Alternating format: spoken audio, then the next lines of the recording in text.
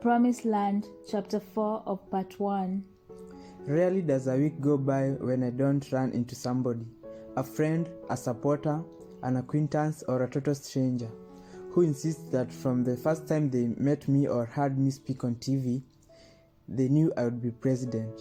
They tell me this with affection, conviction, and a certain amount of pride in their political acumen, talent spotting, or soothsaying. Sometimes they will cloak it in religious terms. God had a plan for you, they will tell me.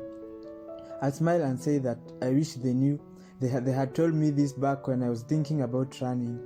It would have saved me a lot of stress and self-doubt. The truth is, I have never been a big believer in destiny. I worry that it encourages resignation in the down and out and complacency among the powerful. I suspect that God's plan, whatever it is, works on a scale too large to admit our mortal tribulations, that in a single lifetime, accidents and happenstance determine more than we care to admit, and that the best we can do is try to align ourselves with what we feel is right and construct some meaning out of our confusion, and with grace and nerve, play at each moment the hand that we are dealt. I know that by the spring of 2006, the idea of me running for president in the next election, while still unlikely, no longer felt outside the realm of possibility. Each day, our Senate office was inundated with media requests. We were getting twice as much mail as other senators. Every state party and candidate for the November midterm elections wanted me to headline their events, and our rote denials that I was planning to run seemed only to fuel speculation. One afternoon, Pete Rouse walked into my office and closed the door behind him. "I want to ask you something," he said. I looked up from the constituent letters I've been signing. "Shoot. Have your plans changed for 2008? "I don't know. Should they?" Pete shrugged. "I think the original plan to stay out of the limelight and focus on Illinois made sense. But your profile's not going down. If there is even a remote chance you are considering it, I'd like to write a memo outlining what we need to do to keep your options open. You all right with that?" I leaned back in my chair and stared at the ceiling, knowing the implications of my answer. "Makes sense," I finally said. "Okay, Pete." Pete asked. "Okay." I nodded, returning to my paperwork. The memo master is how some of the staff referred to Pete. In his hands, the lowly memorandum approached an art form, each one efficient and oddly inspiring. A few days later, he distributed a revised roadmap for the remainder of the year for my senior team to consider. It called for an expanded travel schedule to support more Democratic candidates in the midterms, meeting with influential party officials and donors, and a retooled stamp speech. For months to come, I followed this plan, putting myself and my ideas before new audiences, lending my support to Democrats in swing states and swing districts, and traveling to parts of the country I'd never been to before, from the West Virginia Jefferson-Jackson dinner to the Nebraska Morrison-Exxon dinner. We hit them all, packing the house and rallying the troops. Anytime someone asked if I was going to run for president, though I continued to demur. Right now, I'm just focused on getting Ben Nelson back to the Senate, where we need him, I'd say. Was I fooling them? Was I fooling myself? It's hard to say. I was testing. I suppose, probing, trying to square what I was seeing and feeling as I traveled around the country with the absurdity of my launching a national campaign. I knew that a viable presidential candidacy wasn't something you just fell into. Downright, it was a deeply strategic endeavor, built slowly and quietly over time, requiring not only confidence and conviction but also piles of money and enough commitment and goodwill from others to carry you through all 50 states and 2 straight years of primary and caucus. Already, a number of my fellow Democratic Senators, Joe Biden, Chris Dodd, Evans Beha, and of course Hillary Clinton, had laid the groundwork for a possible run. Some had run before, all had been preparing for years and had a seasoned cadre of staff, donors, and local officials lined lined up to help. Unlike me, most could point to a record of meaningful legislative accomplishments, and I liked them. They had treated me well, broadly shared my views on the issues, and were more than capable of running an effective campaign and beyond that, an effective White House. If I was becoming convinced that I could excite voters in ways that they couldn't, if I suspected that only a wider coalition than they could build, a different language than they used, could shake up Washington and give hope to those in need, I also understood that my favored status was partly an illusion, the result of friendly media coverage and an overstocked appetite for anything new. The infatuation could reverse itself in an instant. I knew the rising star transformed into the callow youth, presumptuous enough to think he could run the country less than halfway through his first term. Better to hold off, I told myself. Pay dues, collect cheats, wait my turn. On a bright spring afternoon, Harry Reid asked me to stop by his office. I trudged up the wide marble stairs from the Senate chamber to the second floor, then smiling dark-eyed portraits of long-dead men staring down upon me with each step. Harry greeted me in the reception area and led me into his office, a big high-ceilinged room with the same intricate molding, tile work and spectacular views that other senators enjoyed, but shot on memorable or photos of handshakes with the famous that adorned other offices. Let me get to the point, Harry said, as if he were known for small talk. We have got a lot of people in our caucus planning to run for president. I can hardly count them all, and they are good people, Barack, so I can't be out there publicly taking sides. Listen, Harry, just so you know I'm not, but, he said, cutting me off, I think you need to consider running this cycle. I know you have said you wouldn't do it, and sure, a lot of people will say you will need more experience, but let me tell you something. 10 more years in the Senate won't make you a better president. You get people motivated, especially young people, minorities, even middle of the road white people. That's different, you see. People are looking for something different. Sure, it will be hard, but I think you can win. Schumer thinks so too. He stood up and headed towards the door, making it clear the meeting was over. Well, that's all I wanted to tell you, so think about it. Okay, I left his office stand as a good relationship as I developed with Harry. I knew him to be the most practical of politicians. Walking down the stairs, I wondered if there was some angle to what he had said, some sophisticated game he was playing that I was too dim to recognize. But when I later talked to Chuck Schumer and then to Dick Durbin, they delivered the same message. The country was desperate for a new voice. I would never be in a better position to run than I was now, and with my connections with young voters, minorities, and independents, I might broaden them up in a way that could help other Democrats down the ballot. I didn't share these conversations beyond my senior staff and closest friend, feeling as if I had stepped into a minefield and shouldn't make any sudden moves. As I mulled it all over with Pete, he suggested that I have one more conversation before I consider taking a more serious look at what a race would entail. You need to talk to Kennedy, he said. He knows all the players. He's run himself. He'll give you some perspective, and at the very least he'll tell you if he plans to support anyone else. Here to the most famous name in American politics. Ted Kennedy was by then the closest thing Washington had to a living legend. During more than 4 decades in the Senate, he'd been at the forefront of every major progressive cause, from civil rights to the minimum wages to healthcare. With his great bulk, huge head, and mane of white hair, he filled every room when he walked into, and was the rare senator who commanded attention whenever he gingerly rose from his seat in the chamber, searching his suit pocket for his glasses or his notes. That iconic Boston baritone launching each speech with "Thank you, Madam President." The argument would unspool, the face reddening, the voice rising, building to a crescendo like a revivalist sermon. no matter how mundane the issue at hand.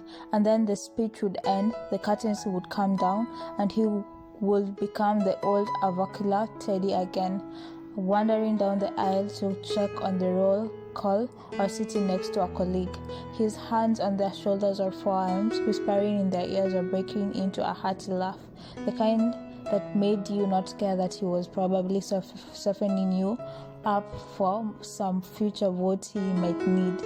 Teddy's office on the third floor of the Russell Senate office building was a reflection of the man, charming and full of history, its walls covered with photographs of Camelot and models of sailboats and painting of Cape Cod. One painting in particular caught my attention, of dark, jagged rocks carving against a choppy white-capped sea. Took me a long time to get that one right, Teddy said, coming up beside me. 3 or 4 tries, it was worth the effort, I said.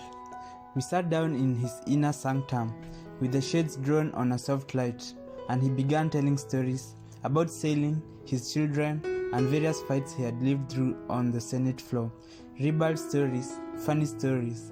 Occasionally, he drifted along some unrelated current before tacking back to his original course, sometimes uttering just a fragment of a thought, all the while both of us knowing that this was a performance, that we were just circling the real purpose of my visit. So, he finally said, I hear there's a talk of you running for president. I told him it was unlikely, but that I nevertheless wanted his counsel. Yes, well, who was it who said there was 100 senators who look in the mirror and see a president? Teddy chuckled to himself. They ask, do I have what it takes? Jack, Bobby, me too, long time ago. It didn't go as planned, but things work out in their own way, I suppose. He trailed off, lost in his thoughts. Watching him, I wondered how he took the measure of his own life and his brother's life. The terrible price each one of them had paid in pursuit of a dream. Then, just as suddenly, he was back, his deep blue eyes fixed on mine, all business. I won't be wading in early, Teddy said. Too many friends, but I can tell you this, Barack, the power to inspire us is rare. Moments like this are rare. You think you may not be ready, but you'll do it at a more convenient time. But you don't choose the time chooses you. Either you seize what may turn out to be the only chance you have, or you decide you are willing to live with the knowledge that the chance has passed you by. Michelle was hardly oblivious to what was happening. At first, she simply ignored the fuss. She stopped watching political news shows and waved off all the eager questions from friends and coworkers about whether I was planning to run. When one evening at home I mentioned the conversation I had had with Harry, she just shrugged, and I did not press the issue. As the summer wore on, though, the chatter began to seep through the cracks and crevices of our home life. Our evenings and weekends appeared normal, so long as Malia and Sasha were swirling about, but I felt the tension whenever Michelle and I were alone.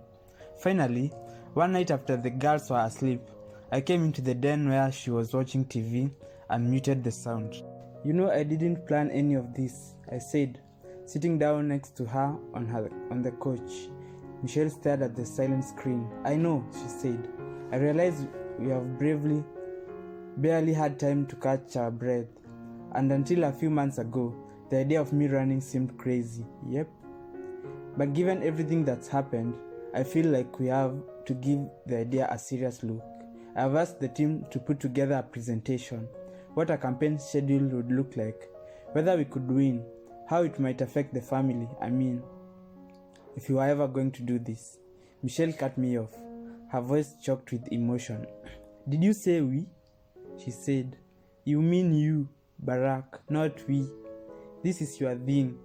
I've supported you the whole time because I believe in you, even though I hate politics. I hate the way it exposes our family. You know that. And now finally, we have some stability. And if it's still not normal, not the way I choose for us to live, and now you tell me you are going to run for president? I reached for her hand. I didn't say I'm running, honey. I just said we can't dismiss the possibility. But I can only consider it if you are on board. I post, seeing that none of her anger was dissipating. If you don't think we should, then we won't. Simple as that. You get the final say. Michelle lifted her eyebrows as if to suggest she didn't believe me. If that's really true, then the answer is no, she said. I don't want you to run for president, at least not now.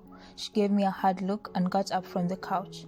God, Barack, when is it going to be enough? Before I could answer, she'd gone into the bedroom and closed the door. How could I blame her for feeling this way? By even suggesting the possibility of a run, by involving my staff before I'd asked for her blessing. I had put her in an impossible spot. For years now, I'd asked Michelle for fortitude and forbearance when it came to my political endeavors, and she'd given it. Reluctantly but with love, and then each time I'd come back again asking for more. Why would I put her through this?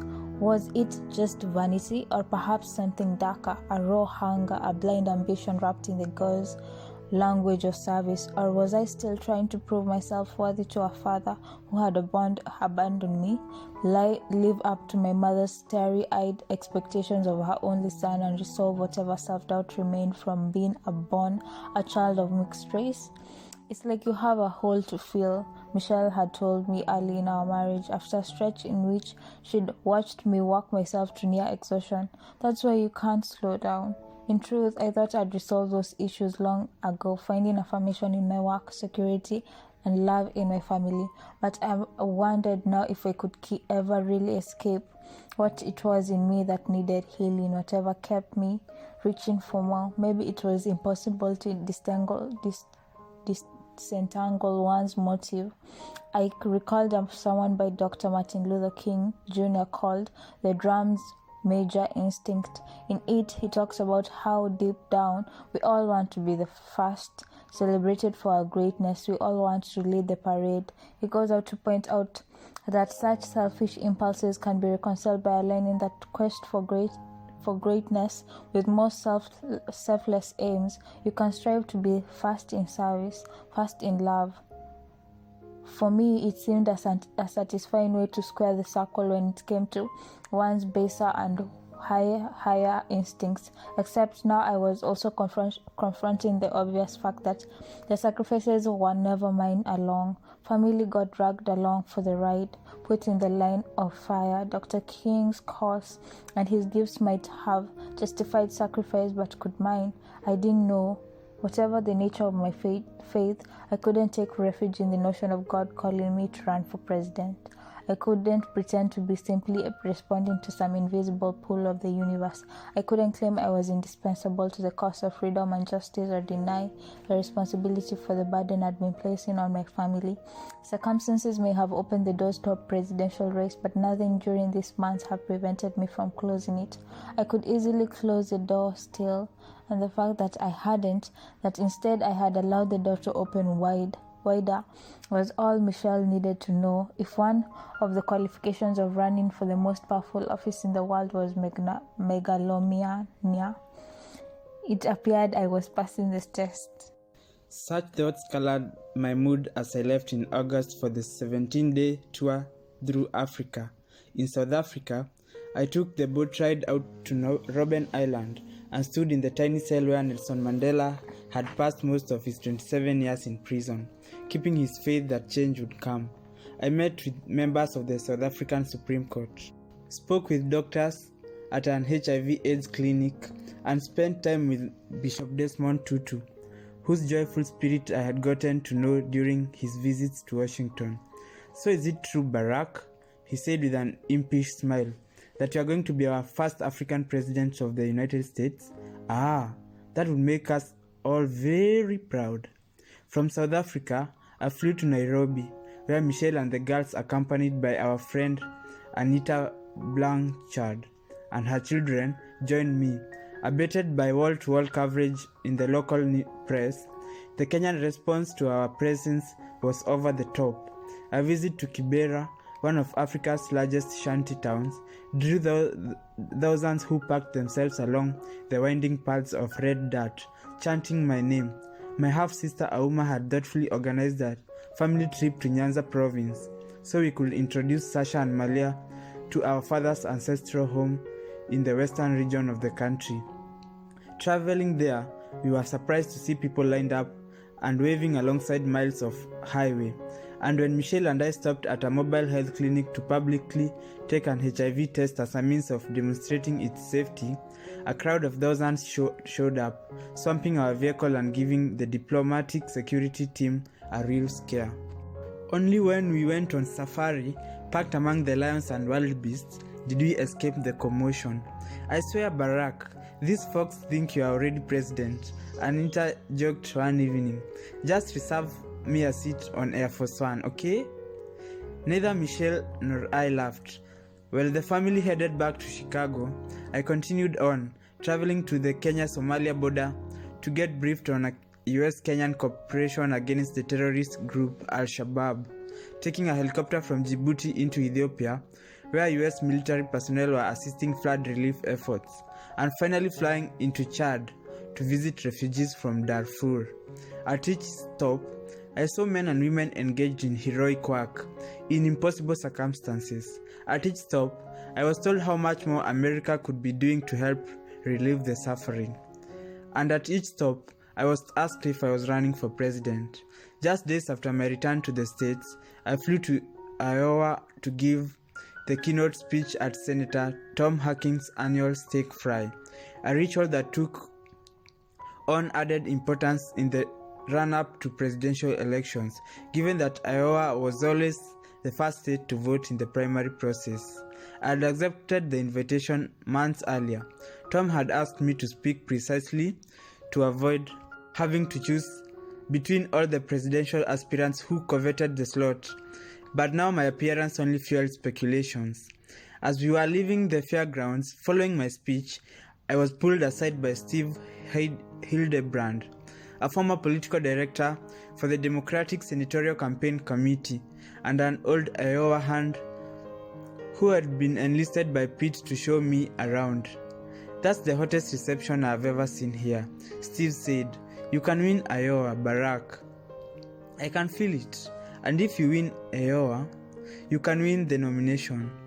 It felt sometimes as if I had been caught into a tide, carried along by the current of other people's expectations before I had clearly defined my own. The temperature rose even higher when, a month later, just a few weeks before the midterm elections, my second book was released. I had labored on it all year, in the evenings in my DC apartment, and on weekends after Michelle and the girls had gone to sleep.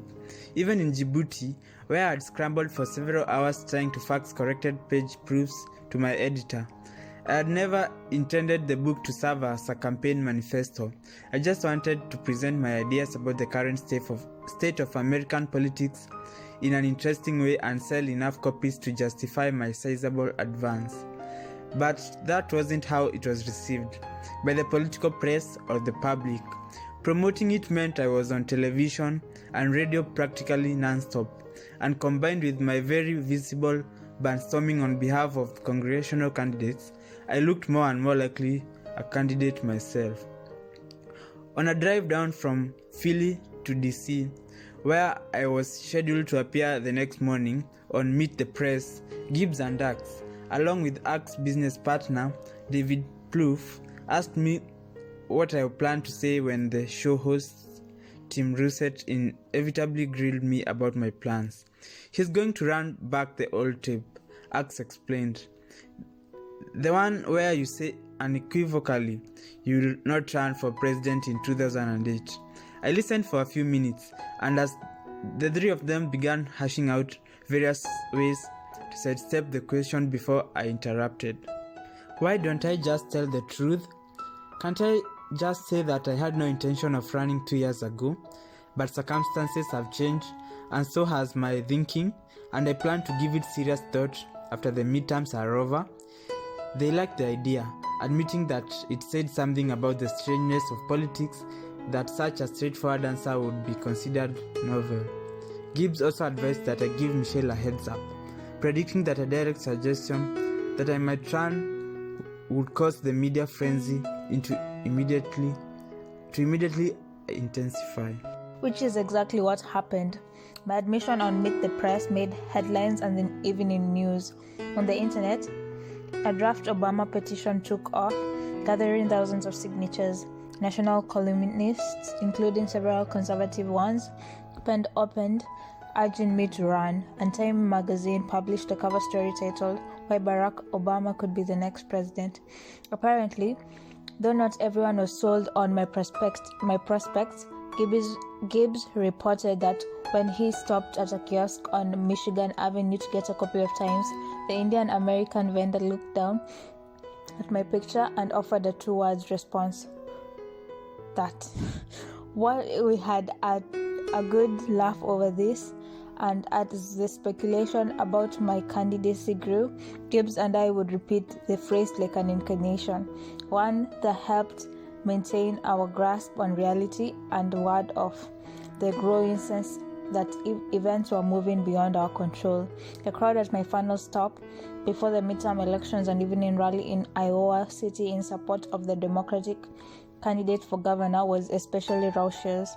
Standing on the stage and looking out at the thousands of people gathered there, their breath rising like mist through the Klieg lights, their faces turned up in expectation, their cheers drowning out my haggard voice. I felt as if I were watching a scene in a movie, the figures on stage not my own. When I got home late that night, the house was dark and Michelle was already sleeping. As after taking a shower and going through a stack of mails, I slipped under the covers and began drifting off. In that limber space between wakefulness and sleep, I imagined myself stepping towards a portal of some sort, a bright and cold air and airless place, uninhabited and severed from the world. And behind me, out of the darkness, I heard a voice sharp and clear, as if someone were right next to me, uttering the same words again and again. No, no, no. I jolted out of bed, my heart racing, and went down to pour myself a drink. I sat alone in the dark, sipping vodka, my nerves jangled, my brain in a sudden overdrive. My deepest fear, it turned out, was no longer irrelevance, or being stuck in the state, or even losing a presidential race. The fear came from the realization that I could win. Riding a wave of antipathy towards the Bush administration and the war in Iraq, Democrats swept just about every important contest in November, winning control of both the House and the Senate. As hard as we had worked to help achieve these results, my team and I had no time to celebrate. Instead, starting the day after the election, we began charting a possible path to the White House. Our pollster, Paul Harvard, went through the numbers and found me already among the first tier of candidates. We discussed the primary and caucus calendar, understanding that from an upstart campaign like mine, everything would depend on winning the early states, especially Iowa. We ran through what a realistic budget might look like, and how we would go about raising the hundreds of millions of dollars it would just take to win the Democratic nomination. Pete and Alyssa presented plans for juggling my Senate duties with campaign travel. Axelrod wrote a memo outlining the themes of a potential campaign, and how, given voters' utter contempt for Washington, my message of change could compensate for my obvious lack of experience. Despite how little time they had, everyone had carried out their assignments with thoroughness and care. I was especially impressed by David Plouffe. In his late 30s, slight and intense, with sharp features and a crisp yet informal manner, he had dropped out of college to work on a series of Democratic campaigns and also ran the Democratic Congressional Campaign Committee before joining Axelrod's consulting firm. I sat listening one day as he mapped out how we might power a grassroots state by state organizing effort using both our volunteer base and the internet. And later, I told Pete that if we did this, Plouffe seemed like the clear choice for campaign manager. He is excellent, Pete said. It might take some convincing though. He's got a young family. This was one of the most striking things about our discussions that month. The entire team displayed an ambivalence that matched my own. It wasn't just that my candidacy remained a long shot. Both Plouffe and Axelrod were blunt in saying that for me to beat Hillary Clinton, a national brand, we would have to pitch close to a perfect game. No, What gave them more pause was the fact that, unlike me, they had seen presidential campaigns up close. They knew all too well that the grueling nature of the enterprise. They understood the toll it would take not just on me and my family, but on them and their families as well. We'd be on the road constantly. The press would be merciless in its scrutiny, a non-stop colonoscopy. I believe Gibbs called it. I'd see very little of Michelle or the kids for a year at least. 2 years if we were lucky enough to win the primary. I'll be honest, Barack, Axe told me before one meeting, the process can be exhilarating, but it's mostly misery. It's like a stress test, an EKG on the soul, and for all your talent, I don't know how you'll respond. Neither do you. The whole thing is so crazy, so undignified and brutal, that you have to be a little pathological to do what it takes to win. And I just don't know if you've got that hunger in you. I don't think you'll be unhappy if you never become president. That's true, I said. I know it is, Axe said. And as a person, that's a strength. But for a candidate, it's a weakness. You may be a little too normal, too well adjusted to run for president. And though the political consultant in me thinks it would be a thrill to see you do this, the part of me that's your friend kind of hopes you don't. Michelle, meanwhile, was also sorting out her feelings. She listened quietly during meetings, occasionally asking questions about the campaign calendar, what would be expected of her, and what it might mean for the girls. Gradually, her resistance to the idea of me running had subsided. Perhaps it helped to hear the unvarnished truth of what a campaign entailed, her worst fears rendered concrete and specific and therefore more manageable. Maybe it was the conversations she had with Valeria and Marty, two of our most loyal friends, people whose judgments she implicitly trusted, or the nudge she got from her brother Craig, someone who had pursued his own unlikely dreams, first to play professional basketball and later to become a coach, even though it meant giving up a lucrative career in banking. She was just scared, he had told me over a beer one afternoon. He'd gone on to describe how Michelle and her mother used to watch his high school basketball games, but if the scores got even a little close, they leave and go wait in the tunnel, the two of them, too tense to stay in their seats. They didn't want to see me lose, Craig said. They didn't want to see me hurt or disappointed. I had to explain that it's part of competition. He was in favor of me taking my shot at the presidency and said he planned to take it over with his sister. I want her to see the bigger picture, he said. The chance to compete at this level isn't something you can pass up. One day in December, just headed off our holiday trip to Hawaii, our team held what was to be the final meeting before I decided whether to move forward or not. Michelle patiently endured an hour-long discussion on staffing and the logistics of a potential announcement before cutting in with an essential question. You have said there are a lot of other Democrats who are capable of winning an election and being president. You've told me the only reason for you to run is if you could provide something that the others can't. Otherwise, it's not worth it, right? I nodded. So my question is, why you, Barack? Why do you need to be president? We looked at each other across the table. For a moment, it was as if we were alone in the room. My mind flipped back to the moment 17 years earlier when we first met, me arriving late to her office, a little damp from the rain. Michelle rising up from her desk, so lovely and self-possessed in a loyally blouse and skirt, and the easy banter that followed. I had seen in those round, dark eyes of hers a vulnerability that I knew she rarely let show. I knew even then that she was special, that I would need to know her, that this was a woman I could love. How lucky I had been, I thought. Barack. I shook myself out of the reverie. Right, I said. Why me? I mentioned several of the reasons we had talked about before, that I might be able to spark a new kind of politics, or get a new generation to participate, or bridge the divisions in the country better than the other candidates could. But who knows? I said, looking around the table. There's no guarantee we can pull it off. Here's one thing I know for sure, though. I know that the day I raise my right hand and take the oath to be President of the United States, the world will start looking at America differently. I know that kids all around this country, black kids, Hispanic kids, kids who don't fit in, they'll see themselves differently too. Their horizons lifted, their possibilities expanded. And that alone, that would be worth it. The room was quiet. Marty smiled. Valerie was tearing up. I could see different members of the team conjuring each in their minds the swearing in of the first African American presidents of the United States. Michelle stared at me for that while, like an eternity. "Well, honey," she said finally. That was a pretty good answer. Everyone laughed, and the meeting moved on to other business.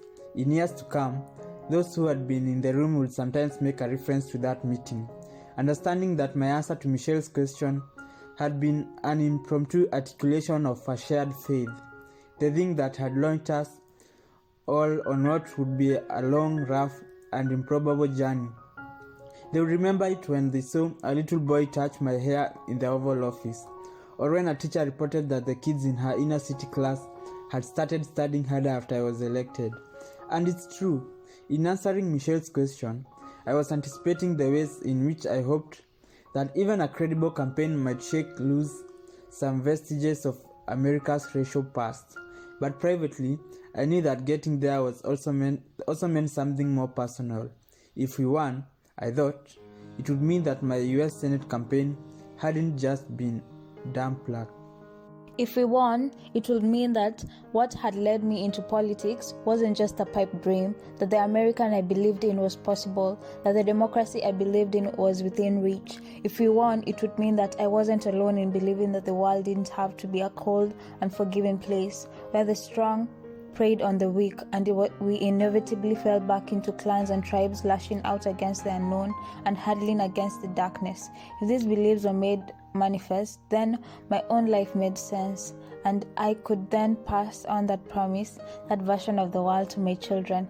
I had made a bet a long time ago, and this was a point of reckoning. I was about to step over some invisible line, one that would inexorably change my life, in ways I couldn't yet imagine, and in ways I might not like.